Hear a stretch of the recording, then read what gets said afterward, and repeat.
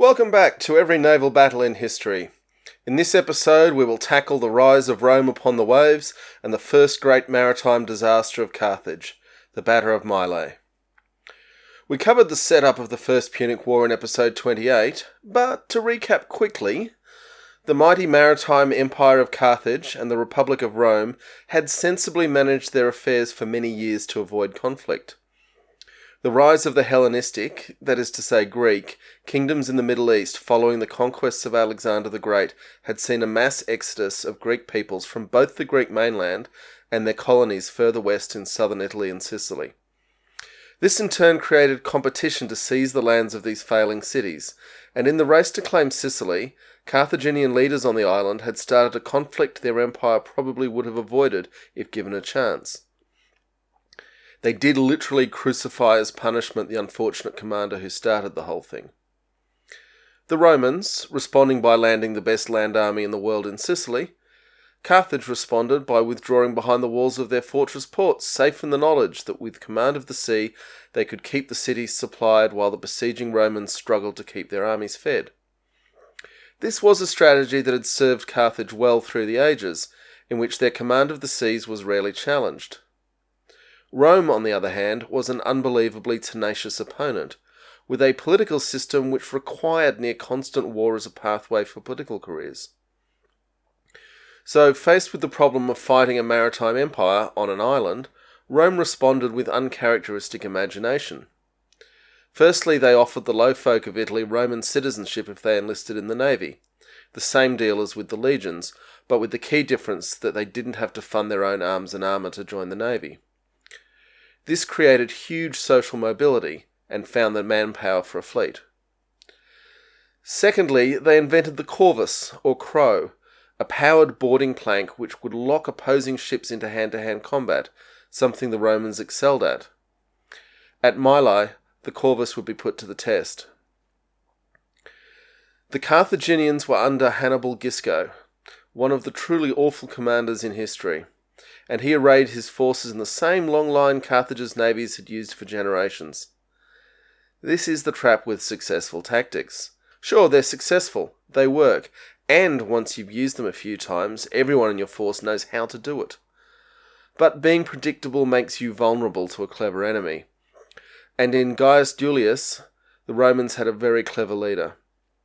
A rarity in Roman politics as a self-made man, not from one of the great families, he ended up in command after Gnaeus Cornelius Scipio got himself captured at the Battle of the Lipari Islands in episode 29.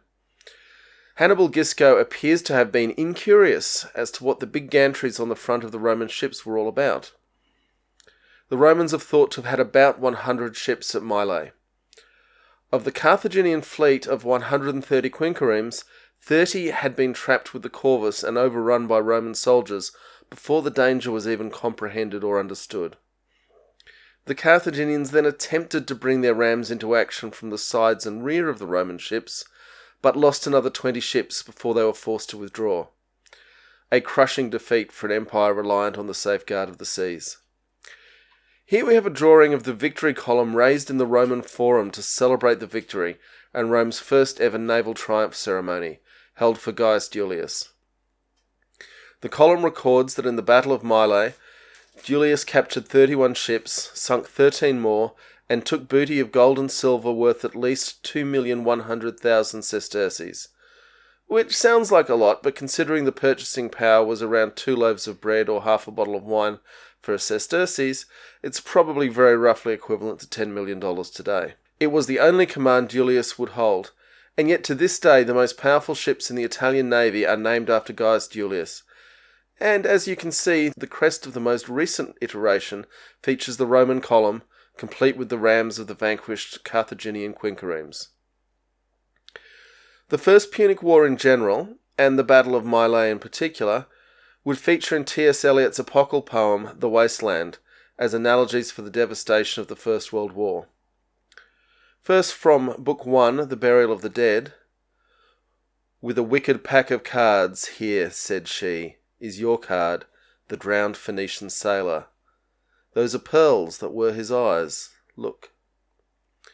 And then later in that book, There I saw one I knew, and stopped him, crying, "Stetson! You were with me in the ships at Mylae.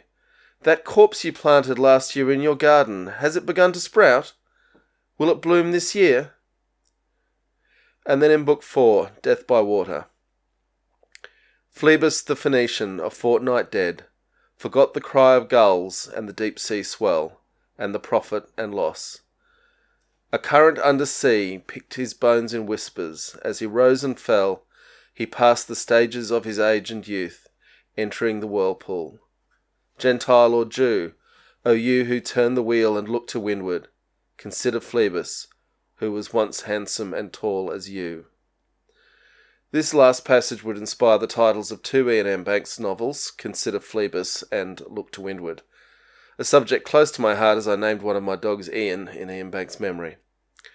Anyway, I raise this to demonstrate the cultural legacy of this long-ago battle, in which the proud Phoenicians failed to adapt to the changing world around them. Strap in, folks, we've got lots more to cover as we take on every naval battle in history. Smash those like and subscribe buttons, ring that bell, you don't want to get left behind.